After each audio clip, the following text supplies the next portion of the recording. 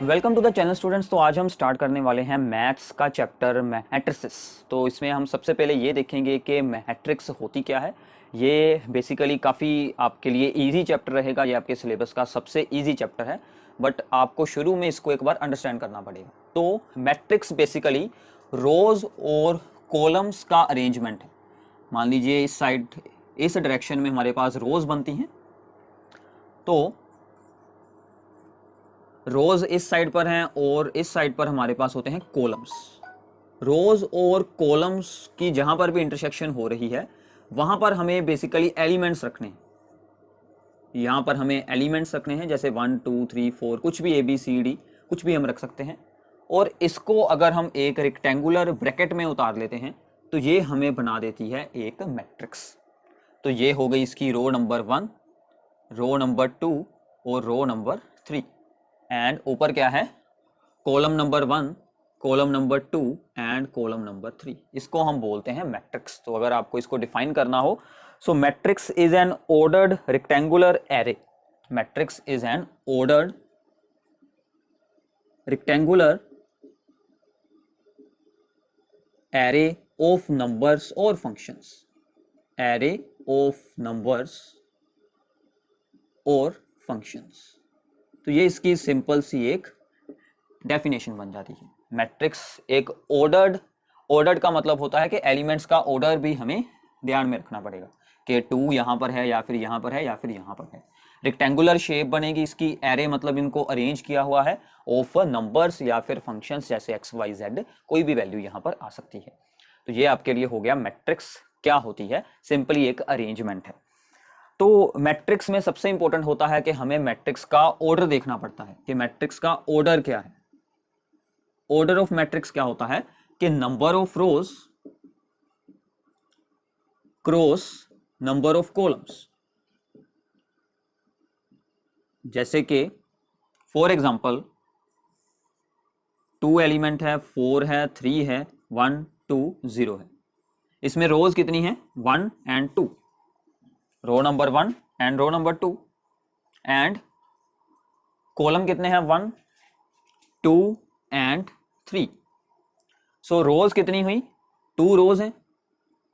Column कितने हुए, 1 2 3, 2 cross 3। सो इसका ऑर्डर कितना बन गया, 2 क्रॉस 3। इसको मल्टीप्लाई आपको नहीं करवानी है, जस्ट इसे उतारना है, 2 क्रॉस 3। ऐसे ही इसको देखते हैं।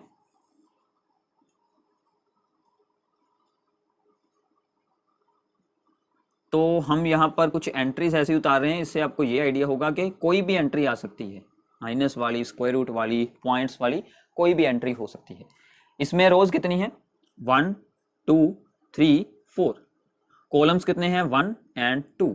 सो रोज कितनी बन गई, 4, कॉलम कितने बन गए, 2। सो ऑर्डर हमारा कितना बन गया, 4 क्रॉस 2। तो ऐसे आप मैट्रिक्स का ऑर्डर उतारेंगे।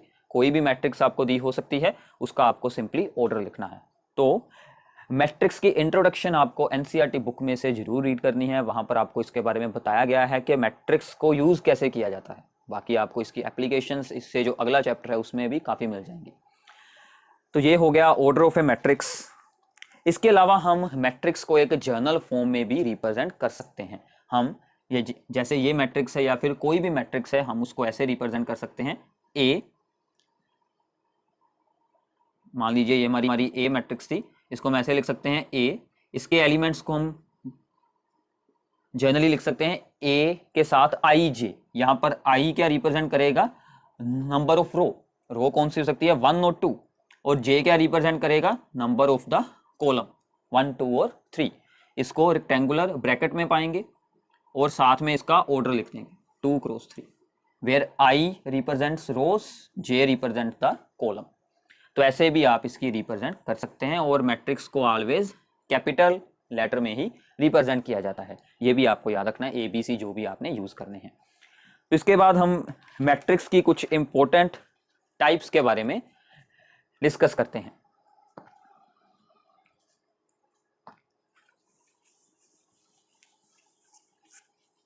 सबसे पहली है टाइप कॉलम मैट्रिक्स, देन है रो मैट्रिक्स।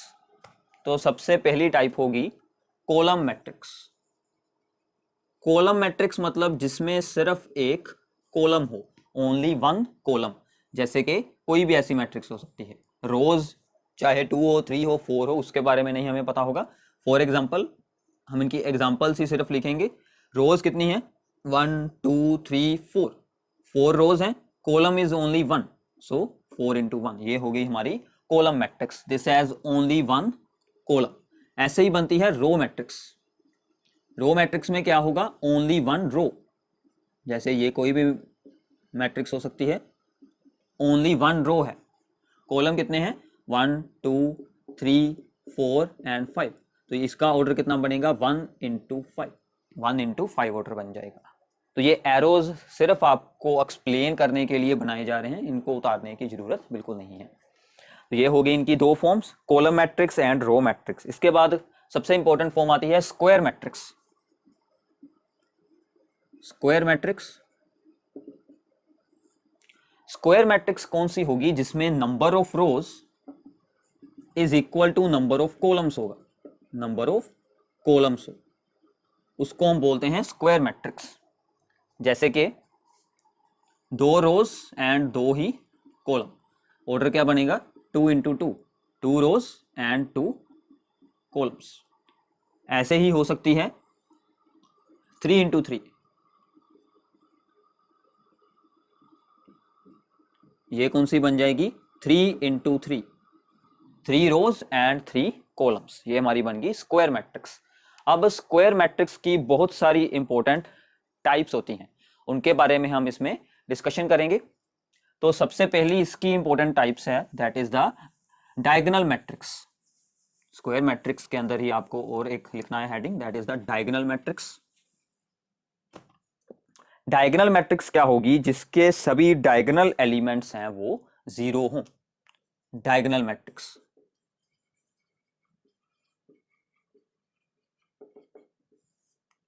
डायगोनल एलिमेंट्स क्या होते हैं, वो सभी एलिमेंट्स जिनके लिए i is equal to J होगा। तो i a j is not equal to 0, but when i is not equal to j, i j is equal to 0, ये होती है डायगोनल मैट्रिक्स। इसका क्या मतलब है कि जो मान लीजिए इसका ऑर्डर होगा 3 into 3, ये हमेशा स्क्वायर मैट्रिक्स होगी, 2 into 2 3 into 3 4 into 4, कोई भी हो सकती है। जो यहां पर एंट्रीज होंगी डायगोनल, हम इसको चूज करते हैं, क्योंकि यहां पर क्या बनेगा, row number 1 column number 1, row number 2 column number 2, और row number 3 and column number 3। जिनके लिए रो और कॉलम का नंबर सेम है, वही एलिमेंट हमारे नॉन जीरो होंगे। जैसे यहाँ पर 4 है, यहाँ पर 5 है, यहाँ पर 2 है, बाकी सभी एलिमेंट्स 0 होंगे। तो ये बनती है डायगोनल मैट्रिक्स। इसके बारे में आपको याद रखना होगा, डायगोनल हमेशा इस साइड पर चूज करनी है, ये आपको बिल्कुल नहीं चूज करनी, क्योंकि ये कौन सा एलिमेंट है, A11, ये है हमारा A12, ये है हमारा A13, ये है हमारा A22, ये है हमारा A33, इसलिए। तो ऐसे ही हम इसमें से डिस्कशन करते हैं स्केलर मैट्रिक्स। स्केलर मैट्रिक्स क्या होती है, जिसके डायगोनल एलिमेंट्स जो हैं वो सभी सेम होंगे।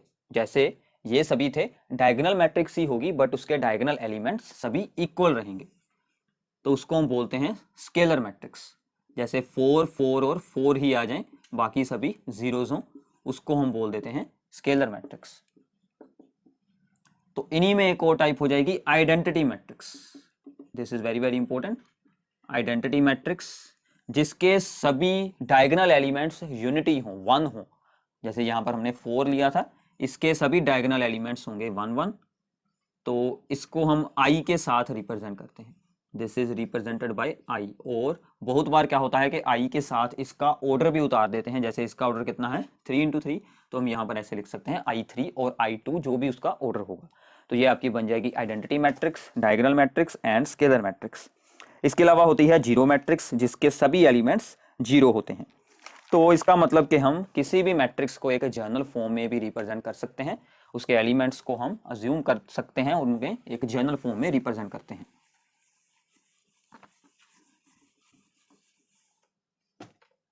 जैसे मान लीजिए हमें कोई भी मैट्रिक्स दी है, ये ए के एलिमेंट है i j, इसका ऑर्डर दिया है हमें 3 क्रॉस 3। तो हम क्या करेंगे, इसको कुछ इस टाइप से अज्यूम कर लेंगे। रोज हमें कितनी चाहिए 3, कॉलम भी हमें कितने चाहिए 3। तो ये हो गई आपकी row number 1, row number 2, row number 3, column number 1, column number 2, column number 3। यहाँ पर जो एलिमेंट होगा उसकी रो नंबर 1, कॉलम नंबर भी 1, उसको हम लिखते हैं A11। ऐसे ही रो तो सेम है, कॉलम चेंज हुआ है, ये एंट्री चेंज करेंगे A12 और ऐसे ही A13। नेक्स्ट रो है 2, कॉलम है 1, A21। Next is A22 and A23। Next A31, 32, 33। ऐसे जो भी ऑर्डर दिया हो आप ऐसे अज्यूम कर सकते हैं मैट्रिक्स को। काफी सिंपल होता है ये। तो इसी के साथ रिलेटेड हम एक प्रॉब्लम सोल्व करते हैं आपकी एक्सरसाइज में से, जो कि एनसीईआरटी एक्सरसाइज में है। हमें जो है यहाँ पर AIJ का एक फॉर्मूला दिया होगा और हमें उससे मैट्रिक्स फॉर्म करनी है। आपकी एक्सरसाइज का सम नंबर 5th का पार्ट 1 है, 5th सम का पार्ट 1 है। उन्होंने ऑर्डर दिया है 3 into 4 और AIJ जो है एलिमेंट वो रिप्रेजेंट हो रहा है with the formula 1/2 mode -3i plus j का मोड। तो ये हमें फॉर्म करनी है मैट्रिक्स। तो हम अब ये मैट्रिक्स बनाते हैं।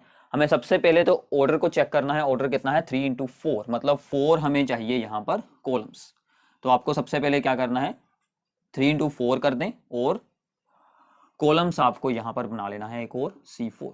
तो पहले आपको इस चीज को नोट डाउन कर लेना है A14, A24 एंड A34। ये सभी एलिमेंट्स हो गए। अब हमें ये सभी एलिमेंट्स को सोल्व करना है। एलिमेंट्स को कैसे सोल्व करना है, उस फॉर्मूले को यूज कर मान लीजिए हम सोल्व करना चाहते हैं A11। तो यहाँ पर i की वैल्यू भी 1 और j की वैल्यू भी 1। तो क्या बनेगा 1/2 मोड -3 into 1 + 1। तो क्या बन जाएगा -3 + 1 -2, मोड लगाएंगे 2 बच जाएगा 2/2 दैट इज 1। तो इसका आंसर क्या बन गया 1। ऐसे ही अगला सोल्व करते हैं 1/2 -3 into 1 + 2। क्या बचेगा -3 + 2 क्या बच जाएगा 1, मोड हटाकर, तो आंसर आ जाएगा आपका 1/2। ऐसे ही अगला एलिमेंट A13 1/2 -3 into 1 + 3। तो ये बन गया 3 + 3 0 सब्ट्रैक्ट होकर। A14 1/2 -3 into 1 + 4। तो ये बच जाएगा 1/2 1/2। तो काफी सिंपल सोल्विंग है। हमने एक रो के सभी एलिमेंट्स को सोल्व कर लिया है। तो यहाँ पर अगर हम इनकी यूज कर लेते हैं सभी के आंसर्स को, तो ये हमारे बन गए। ये हमारा बना है 1, तो यहाँ पर आएगा। अगला बना है 1/2, next is 0 and next is 1/2। ऐसे ही आपको ये सभी एलिमेंट्स को सोल्व कर यहाँ पर उतार लेना है, तो वहां से आपका इसका आंसर बन जाएगा। ऐसे ही आपको एक्सरसाइज में से सम नंबर 4th और सम नंबर 5th को सोल्व आउट करना है। सभी ऐसी ही प्रॉब्लम्स हैं सिमिलर। तो ये आपको कंप्लीट करना है खुद। Sum number 4th and sum number 5th same to same ऐसा ही होने वाला है। तो इसी के साथ अब हम सोल्व करते हैं सम नंबर 2, जो कि एनसीईआरटी एक्सरसाइज का सम नंबर 2 है। उसकी स्टेटमेंट क्या है कि given matrix as a 24 elements. एक मैट्रिक्स है उसमें 24 एलिमेंट्स हैं, तो उसका ऑर्डर क्या हो सकता है, पॉसिबल ऑर्डर उसका क्या हो सकता है अगर उसमें एलिमेंट होंगे 24। तो अगर मैट्रिक्स में नंबर ऑफ एलिमेंट्स हैं 4, नंबर ऑफ एलिमेंट्स हैं 24, उसका ऑर्डर क्या क्या हो सकता है। तो इसमें ऑर्डर क्या होता है, हमें वो दो नंबर्स को चूज करना है जिनको मल्टीप्लाई करवाकर आंसर कितना आना चाहिए 24। जैसे कि 1 into 24 या फिर 24 into 1, क्योंकि ये दोनों अलग अलग होने वाली है मैट्रिक्स। इसमें एक रो है 24 क्या बनेंगे, कॉलम बनेंगे, तो इसमें ऑपोजिट बनेगा। इसके अलावा क्या हो सकता है 2 के साथ, देन 3 के साथ क्या चूज करें 8, एंड 4 के साथ क्या आ सकता है 6। तो ये सभी पॉसिबल ऑर्डर्स बन सकते हैं जिनको मल्टीप्लाई करवाकर आपका आंसर कितना आ जाएगा 24 आ जाएगा। इसी में उसने ये भी पूछा है कि अगर नंबर ऑफ एलिमेंट्स होते हैं यहाँ पर 13, तो क्या ऑर्डर होगा। तो 13 क्या है, एक प्राइम नंबर है, इसका कोई भी फैक्टर नहीं बनने वाला। सो इसमें पॉसिबल ऑर्डर सिर्फ यही दो बनेंगे, 13 इंटू 1 और 1 इंटू 13। तो सिर्फ यही दोनों इसमें ऑर्डर्स बन सकते हैं। तो ऐसे ये भी एक काफ़ी सिंपल प्रॉब्लम थी। तो इसके साथ आपका सम नंबर 2, 3 भी हो जाएगा। 4th, 5th हम ऑलरेडी सोल्व कर चुके हैं। सम नंबर जो है आपका फर्स्ट, वो काफ़ी सिंपल है। आपको मैट्रिक्स दी गई है, आपको सिर्फ ऑर्डर को ही बताना है और नंबर ऑफ एलिमेंट्स को बताना है। तो सिंपल है वो प्रॉब्लम। नंबर ऑफ एलिमेंट्स के लिए आपको ऑर्डर जो है इसमें 3 इंटू 4 उसको आपको मल्टीप्लाई करवा देना है, सोल्व कर देना है। जो आंसर आएगा वो आपका नंबर ऑफ एलिमेंट्स हो जाएंगे। इससे अगला है हमारे पास concept, that is equality of two matrices. दो मैट्रिसेस को इक्वल हम कब बोल सकते हैं? Equality of two matrices, equality of two matrices. दो मैट्रिसेस हैं, मान लीजिए हमारे पास A and B. A and B equal हो सकती हैं if they have same order, if they have same order, उनका ऑर्डर सबसे पहले सेम होना चाहिए। And each element of A is equal to each element of B, each element of B. मतलब क्या है कि ए का हर एक एलिमेंट बी के हर एक एलिमेंट के साथ बराबर होना चाहिए। मतलब दोनों सेम टू सेम होनी चाहिए, ऑर्डर भी सेम होना चाहिए, तभी हम दो मैट्रिक्स को इक्वल बोल सकते हैं। तो इन पर बेस्ड आपकी एक्सरसाइज में से कुछ प्रॉब्लम्स हैं। 6th और 7th पार्ट इस पर बेस्ड है। जैसे कि आपका 6th पार्ट का सम नंबर है 2, वो सोल्व करते हैं। स्टेटमेंट आपको दी गई है कि इफ x प्लस वाई, अगला एलिमेंट है 2, देन 5 प्लस जेड, अगला एलिमेंट है x into Y, is equals to 6, 5, 2, 8। Then हमें x एंड y को सोल्व करना है। काफी सिंपल प्रॉब्लम है। सभी एलिमेंट्स को इक्वेट करना है कोरिस्पोंडिंग एलिमेंट के साथ, ये आपको जरूर ध्यान रखना है। इसको हम इक्वेट करेंगे इसी के साथ। तो ये क्या बन जाएगा? x plus Y is equal to 6, 2 तो 2 ही है, और 5 plus Z is equal to 5, 5 plus Z is equal to 5, तो z कितना बच गया? 0। सोल्व कर एंड लास्ट एक्स वाई को इक्वेट करेंगे 8 के साथ, तो एक्स वाई बन जाएगा 8। यहां से हम सोल्व करते हैं y को, 8 ओवर x। उस y की वैल्यू को यहां पर आपको यूज कर लेना है, और यहां से आपकी एक क्वाड्रेटिक इक्वेशन बनने वाली है, उसको अब हमें सोल्व करना पड़ेगा। तो इसको सोल्व करते हैं क्वाड्रेटिक इक्वेशन बनाकर। तो ये हमारी इक्वेशन बन जाएगी, यहां से एक्स स्क्वायर माइनस होगा 6x प्लस 8। तो इसके आपको रूट्स बनाने हैं और उसे आपको सोल्व कर देना है। तो इसके रूट्स बनेंगे 4 इंटू 2, तो एक बन गया आपके पास फैक्टर x माइनस 4 और सेकंड बन गया x माइनस 2। तो x आ गया 4 एंड 2। तो इसको यूज कर कर वैल्यू x की y सोल्व कर सकते हैं, y भी 2 और 4 आ जाएगी। तो काफ़ी सिंपल प्रॉब्लम्स हैं। ऐसे ही आपको एक्सरसाइज के इसके जो अगला सम है वो भी आपको ऐसे ही सोल्व करना है सिमिलरली। तो इससे जो अगला सम है 7th, उसमें आपको a माइनस बी और a प्लस सी की फॉर्म में कुछ इक्वेशंस दी गई हैं। सबसे पहले a माइनस बी की जो दो इक्वेशंस हैं उनको आपको सोल्व करना है। उसमें से जो भी a और b की वैल्यूज आएंगी उसको यूज कर कर बाद में आपको c और d को सोल्व करना है। बाद में 8th जो आपका MCQ है वो हम देखते हैं।